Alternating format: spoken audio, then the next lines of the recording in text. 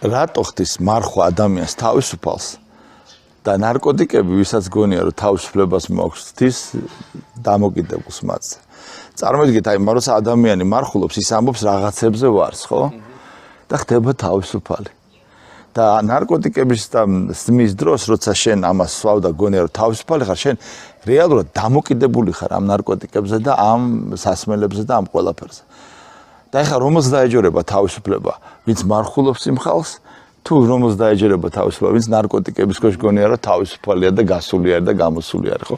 აი ეს თავისუფლება ძალიან ჩემთვის მე ძალიან ბევრს ვფიქრობ ამ თემებზე, იმიტომ რომ ჩემი პროფესიაა ძირითადად ფიქრი და მე რაღაც კარგი რაღაცის დაწერა.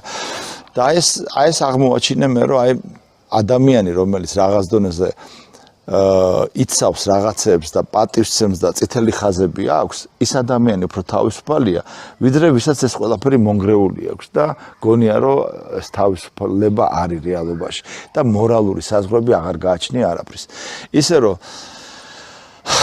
ძალიან რთული რაღაც არის თავისუფლება და განსაკუთრებით ახალგაზრდების გულში და ტვინში როცა ეს აფეთქდება და რომ გონიათ რომ ყველაფერი შეუვლიათ, ყველაფრისთვის მზად არიან, ყველაფერი ყველაზე მეტად და კარგად იციან.